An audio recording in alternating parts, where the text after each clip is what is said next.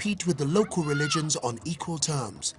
There was no point in Europeans imposing something alien from the outside. Anyway, all this talk about bringing Christianity to the Dark Continent was false. It had already been here 1,000 years before the first missionary arrived. The true Christianity arrived in Africa, 2,500 miles away on the other coast.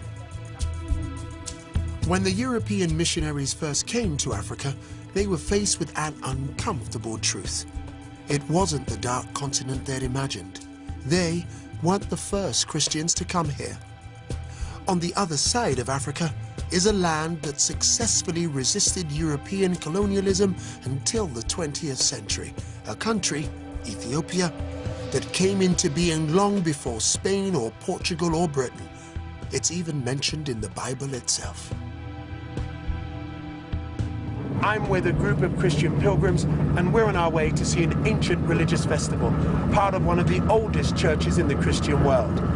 Founded over 1,600 years ago, when Britain and most of Europe languished in a pagan dark age. We're about to investigate the Ethiopian Orthodox Church.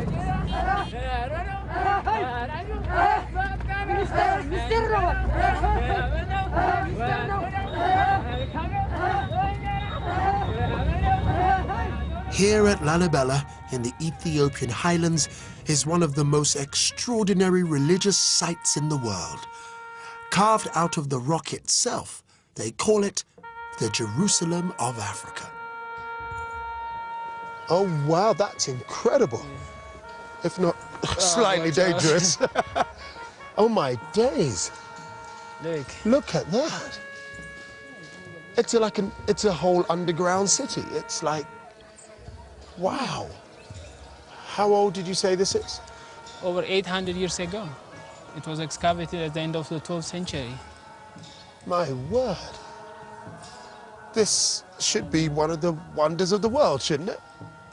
This isn't an uncivilized people that have to have their religion or someone else's religion thrust upon them. This is a structure to celebrate their own expression. This is their own expression of Christ.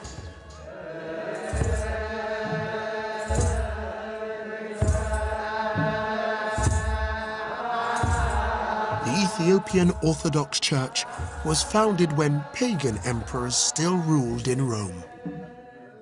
It is thought that Christianity was brought here by monks from Egypt in the 4th century. See the cross on the ceiling? Malta's cross? But some Ethiopians claim that their faith goes right back to the Old Testament times, before Christianity even existed.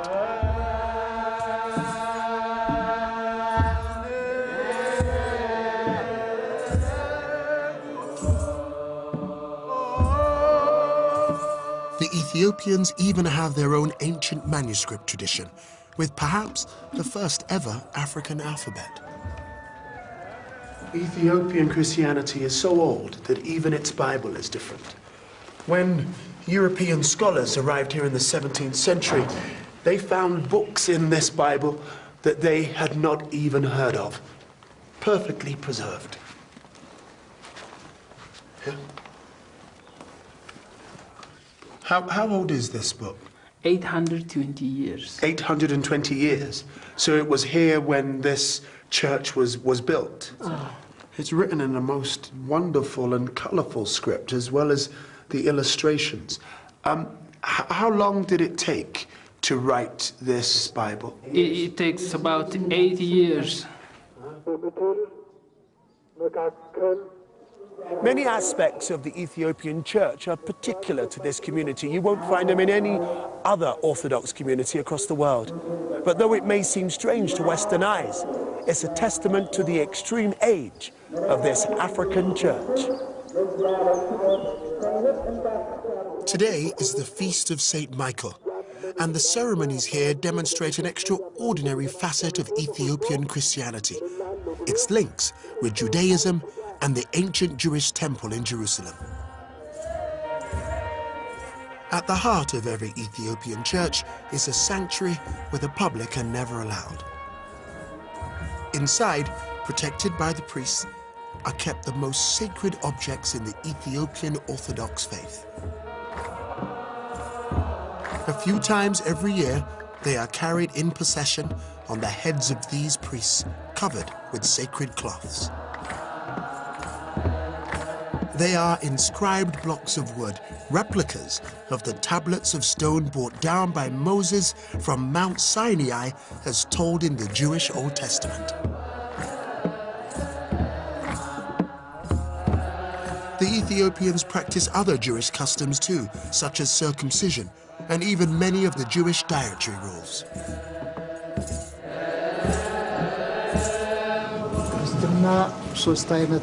Our religion stands on three foundations. The first is the command of the Holy Spirit. The second is the law of the Old Testament. And the third is the new law of the New Testament. Lalibela is not only famous amongst modern Ethiopians, but among people around the world. It's the pride of our people. And as you have witnessed it, you'll be able to tell the story better than we can. It is a really holy day here. People have walked for miles, for months, just to get here so that they can see the tablets, even though they're covered, just to see the bishops, just to be blessed on this day, to kiss the walls of the churches. It really is a very significant and moving spiritual day. Seeing a church as ancient and as African as this has been a truly liberating experience for me too. When my ancestors were enslaved by the British, they had their freedom, their identity, their religion, their names ripped from them. I was born with the surname Roberts, that of the last slave master to own someone in my family. When I discovered this, I decided to trace my ancestry back to Ghana and reclaimed an ancestral name, Kwame Kwei-Armah.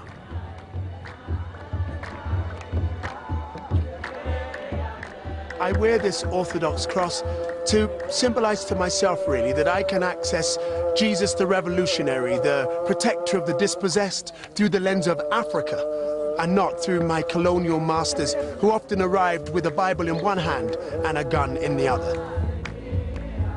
The Ethiopian church